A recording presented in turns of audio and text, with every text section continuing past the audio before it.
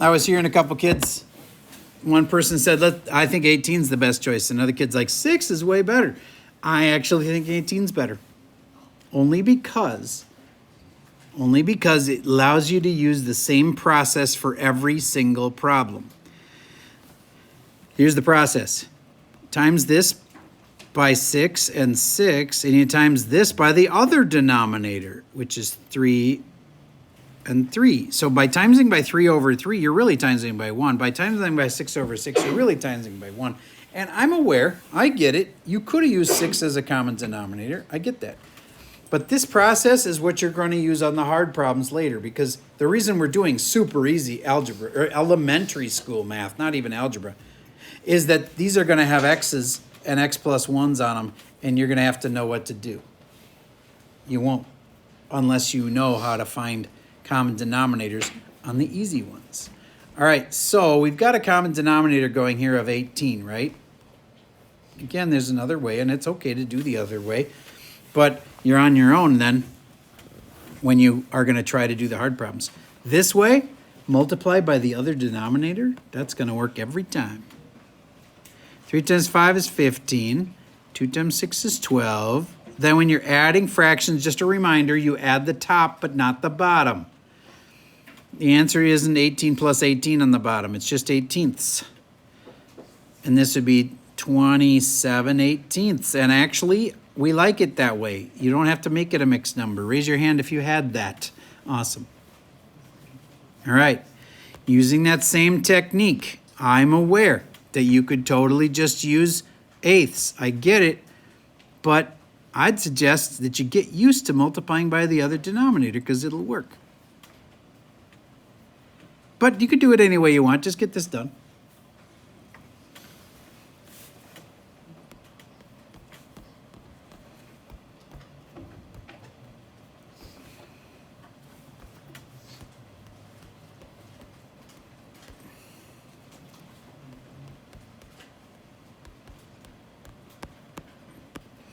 The only thing that's better about using eighths is that it'd be easier to reduce at the end. That's the only thing that's better about using eighths. Because now at the end, my answer is 20 over 32. I just got to reduce it, and that's not that hard. 10 16ths. And then I should probably reduce it again. 5 eighths. There we go. Raise your hand if you're good with elementary adding and subtracting of fractions. Good. Because this is what they look like. Now, you may recall that if you have a common denominator, which we do, that you can just add across the top and keep the bottom the same. To do that,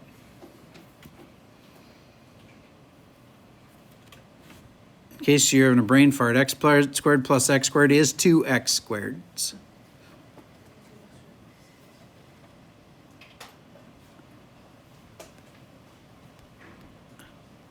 And negative 2x plus an x makes negative x. And the denominator just stays the same.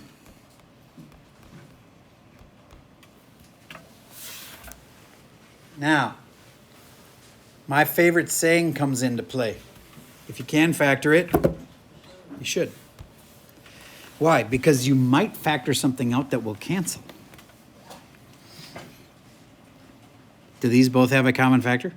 Yeah, x. And what's left after you factor out that x?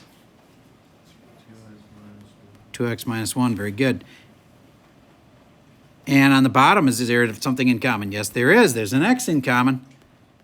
And then, what? X plus 3.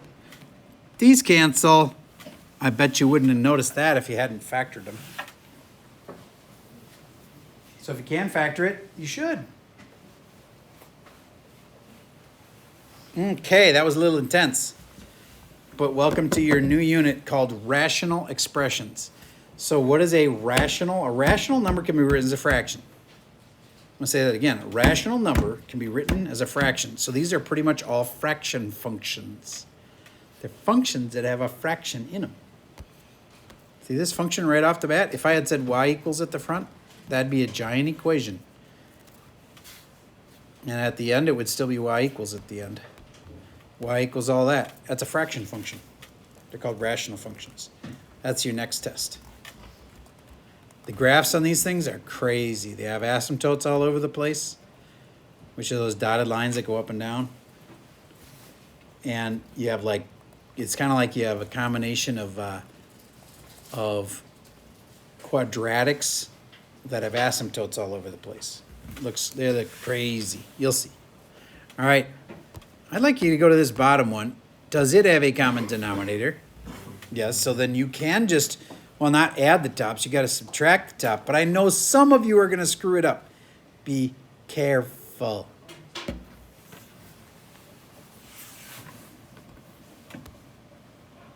I could guarantee if I hadn't said that, a lot of people would have made a putsy mistake. Now that I've warned you, hey, there's something weird in there, be careful. Now I'm hoping I get it up to 3/4 if you do it right.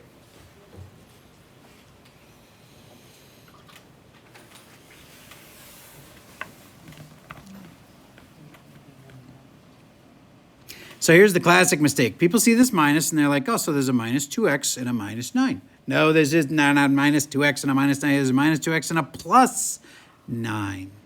Because that negative goes on both of them. It's like the opposite of the opposite. This negative here turns both of them to the opposite of what they used to be. It used to be positive 2x, now it's negative 2x. It used to be minus 9, now it's plus 9. All right, now, missing something? Leave something over there, or what's going on? Ah, up there, okay. All right, so we're now going to put together this, and the negative 2x and the 4x makes 2x. And then positive 9 and the negative 1 makes 9 minus 1 is 8. Over x plus 4. And you're wrong. What's wrong about it? You can factor it. If you can't factor it, you should. And then once the stuff factors, stuff cancels. That's why it's my favorite saying. I got to start keeping a tally of how many times I've said it because it just keeps coming up. Kids just don't see it at first. And they're like, I don't know, what's wrong with that? You can factor it. And since you got an x plus 4 on the top and the bottom, and if you're like, but the bottom doesn't factor, Mr. Server, yes, it actually does. You factor out a 1, and then you can cancel these, and you'll even see that it's 2 over 1, which is just 2. Okay. All right. Now, so far, we've had a common denominator. Do you get that it's probably going to change in the next page? All right. We'll go to that page. It's not a common denominator. But I made a big deal about how if you wanted to, you could do all the problems with that same technique of multiply by the other denominator. But I'm going to encourage you to put parentheses around everything first. Did you know that there were implied parentheses around that? It's kind of like if a friend said, hey, I'm having a party next Saturday. That's probably implied that they're inviting you to the party. They wouldn't just be telling you about the party to say, and you're not invited unless they're a jerk, which they might be. But so they're implied parentheses on fractions. Now, if you have a single number like 1 over 6 plus x, the 1 doesn't really need parentheses around it, does it? No. But this part would. All right. So you slap in your parentheses, then you times by the other denominator. What's the other denominator? X plus 2 on this side. And what's the other denominator over here? The other denominator was x minus 3. Now, pro tip for you. Everybody wants to multiply out the denominators, but after you do, you'll realize that my favorite saying is if you can factor it, you should, and they're just already factored. Don't multiply these out. They're already factored. Why would you want to multiply them out and then have to go back and factor them again? So I already know the denominator of my answer, and it is x minus 3 times x plus 2. It's true, you can multiply them out, but then you're going to have to refactor it. Now on the top, however, you do need to multiply it out. Why? Because you got to combine it with the other stuff. So this is where it gets really intense.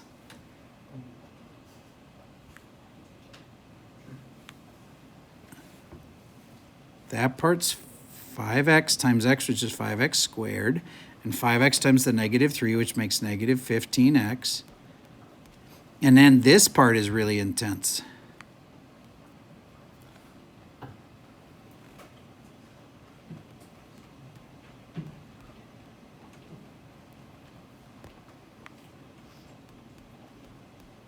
And then there's the last part of that part. 1 times the x and the 1 times the 2.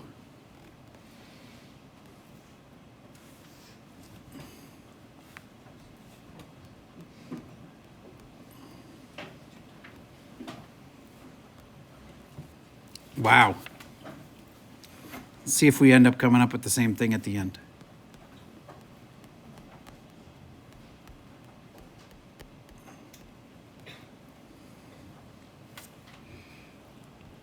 These two are like terms. And these two are like terms. 3's 3. Sure, all plain x's.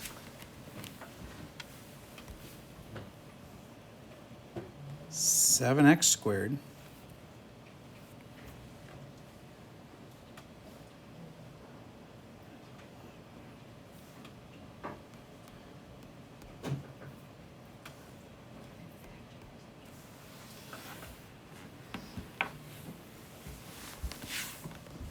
who at least thought about factoring the top?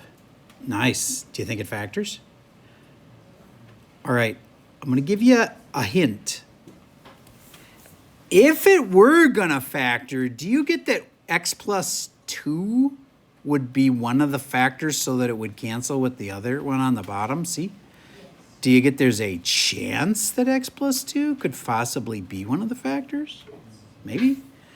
So at least look into that. Like, see, is there any chance I could factor this thing and one of the factors could be x plus 2? Because if I could, that'd be pretty cool because I have an x plus 2 there. So just check into it and at least see, well then, I guess this would have to be a 7x, and there's a minus in the problem, so there must be a minus, and then 2x times 1, and is there any chance that that actually works? Well, there was a chance that it would work. Did it actually work? No, because that doesn't actually make 10x. So, hey, I tried, and that's the only way that would have made sense. This couldn't have been an x minus 3. I mean, how are you going to make a 2? With a 3 here. So, yeah, I tried. It doesn't factor. So then I'm good. If you at least thought about factoring it, you won. That's it. Now, do you want to multiply out the bottom? No. There's no point. There's no point in multiplying out the bottom. You can leave things factored in this unit.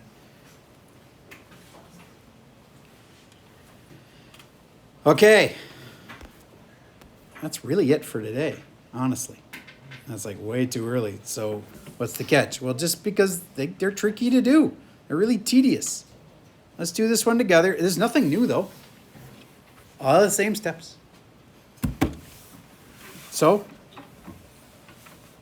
Mr. Z, I said something about parentheses, and I said something about implied parentheses. What do you think I should do to start with?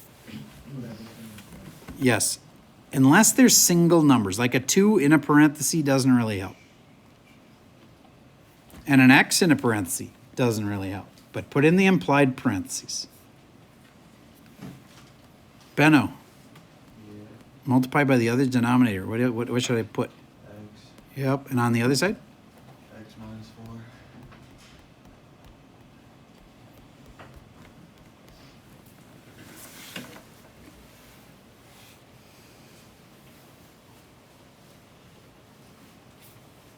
I already know my common denominator. Common denominator is going to have an x and an x minus 4. Doesn't matter if I put the x first or the x minus 4 first. Doesn't matter. Now it'll all be about the top and being really careful and multiplying this thing out.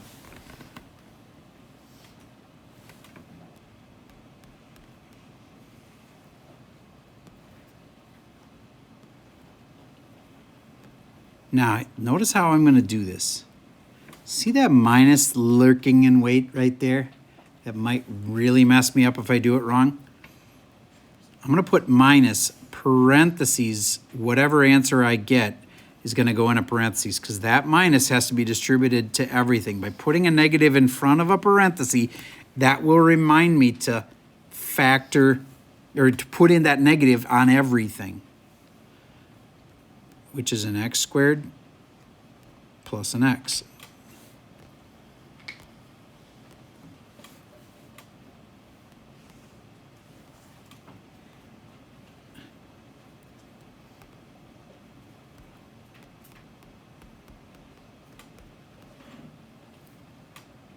Negative x squared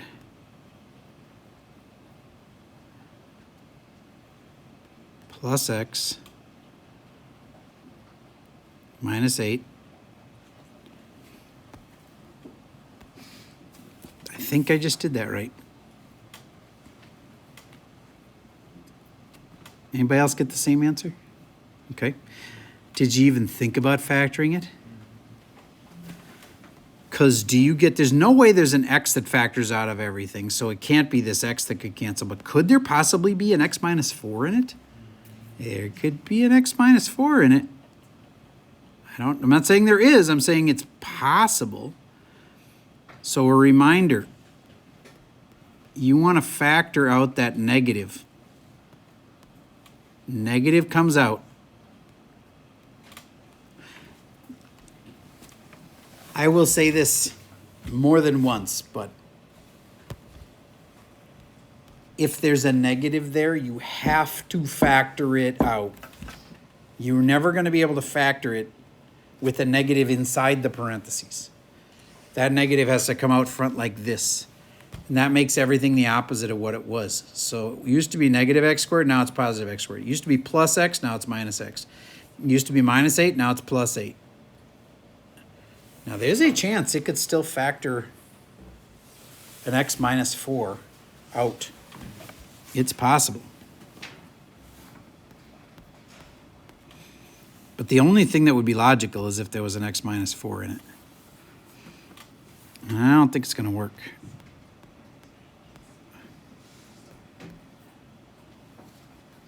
It would have had to be x minus 4 and x minus 2. And that makes a middle term of negative 6x, not negative x. So, yeah, that didn't work. So it doesn't factor, so I guess I'm done. But at least you tried to factor it. The saying is factor it, not factor everything. It's if you can factor it, you should. All right, next page. So what's different about these? One of them doesn't even have a denominator. Well, everything has a denominator. Headland, if the 10 doesn't have a denominator, it actually does have a denominator of 1. And then everybody put a 1 here. And then, now, it's your choice. But if you can factor this, maybe you should. You don't have to. But let's just see if it would factor, because if it would factor, maybe it would cancel with something on the top. You know, if you can factor it, you should. Let's see if that factors to anything. Well, it'll be an x, and then you look for negatives. There's a negative in it, and in fact, there's a negative at the end, so it must be a plus and a minus. And then it would have to be a 4 and a 1 or a 2 and a 2. You guys agree it doesn't factor? Yeah, I tried though. Smart to try. Doesn't factor. So I guess the point here is to get a common denominator, right? So I guess if I multiply this side by the other denominator on the top and the bottom,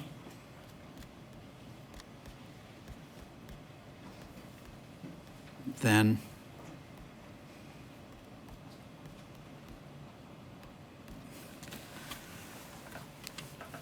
what about this side? Don't you have times by 1? Yeah, but timesing by 1 doesn't really do anything, right?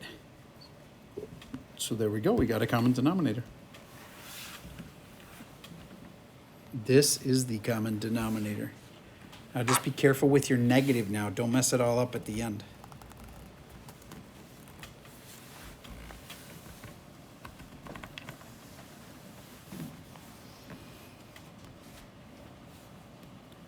Ten times the x squared, 10x squared.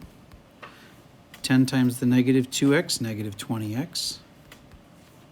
10 times the negative 4, negative 40. All over x squared minus 2x minus 4.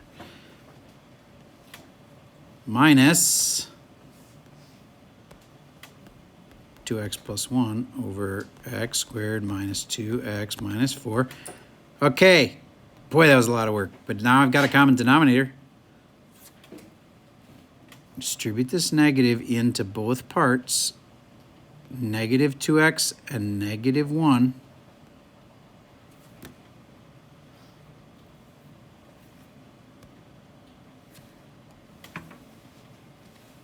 Now I can go 10x squared. There's no other x squared, so that's it. 10x squared is how you start. Then there's negative 20x and negative 2x. That makes negative 22x.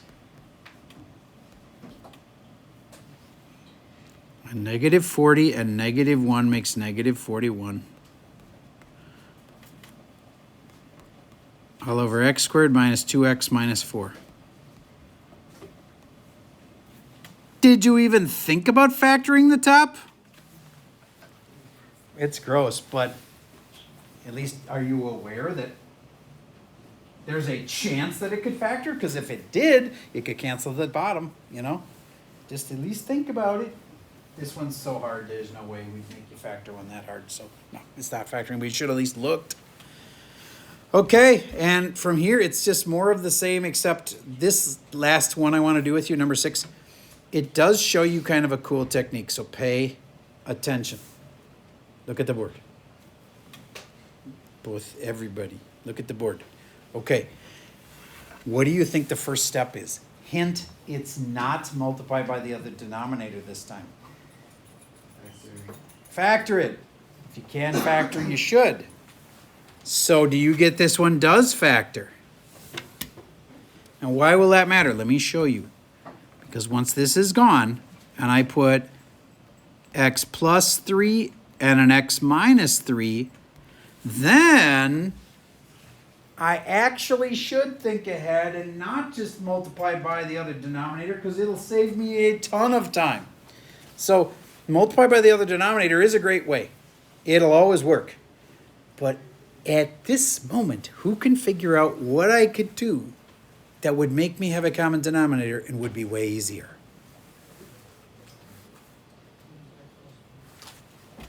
Multiply where by what?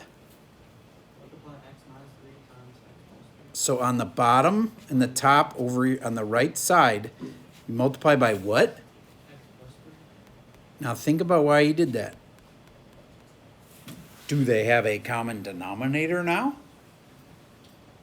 Yeah, they do. So you don't always have to multiply by the other denominator, but it's a good technique that'll always work. But if you can notice something like this, save yourself a ton of multiplying. Okay. It's got a common denominator. You just get to add the top all up, and then at the end, the answer's already got the common denominator of x plus 3 and x minus 3.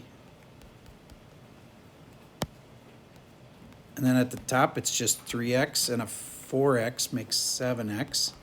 And a minus 1 goes with a 12 and makes plus 11. I checked the top to see if it would factor, because if it would have, I could have canceled something. So there you go. So it's a wonderful mixture of factoring and getting common denominators. And this unit is called rational functions. All right. Now I got to give you a bunch of time to work because I also need to hand the tests back. So, is there anybody in here who has not taken that test? All right, Mr. Friday. All right, Leo, you guys need to head out, take your iPads with you. But wait, before you go, let's look at the first couple of problems together and see which ones you can skip. Or if it's a Schoology quiz, maybe I'll cut one out at the end or something. We'll see. It's a worksheet. All right, then I'll tell you which ones to skip. You got the worksheet open yet? Open it. That's a lot of problems. Don't worry, we're not doing all of them as usual.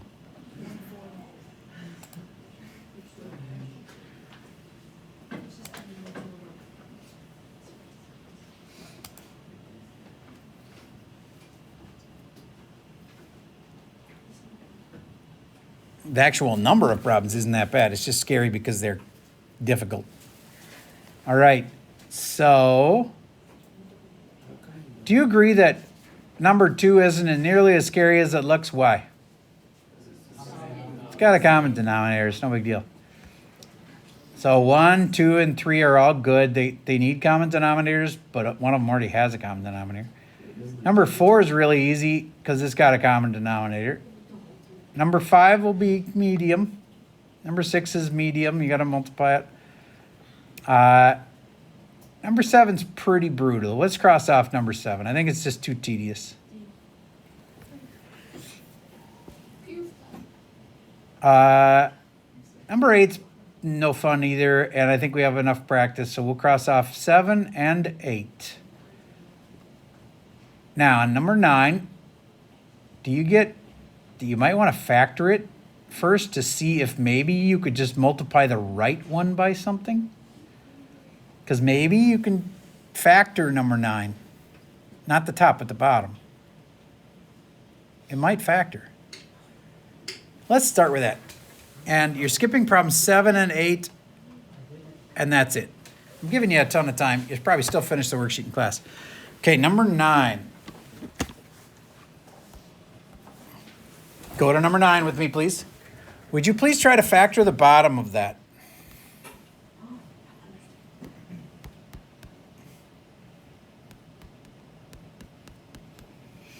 It smells like it might factor.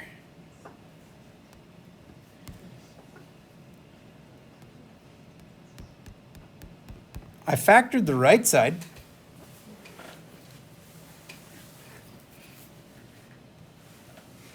There's definitely a 3 in everything. Did you see that? At least that's going to help.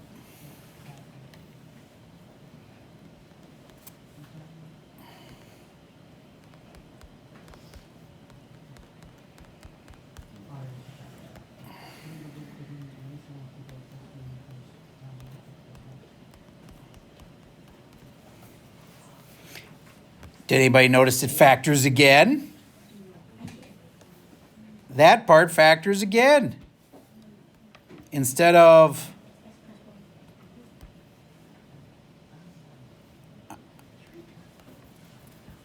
I can use x plus 1 and x plus 1. Now you have to ask yourself, what could I multiply by so I would have a common denominator? I got to x multiply by an x plus 1. Where? On the right side. If I multiplied by x plus 1, it would have a common denominator. So that's what you do on the top and the bottom. You see how the factoring allowed me to see that I only needed to multiply by x plus 1 over there. See, I just had to make these exactly the same. And I needed that. Now, be careful with your negative. This is going to be one of those tests where the careful kids get the A's. Be careful. Mess up, you're really smart, but you go fast, you're going to get a B in this test. Be careful.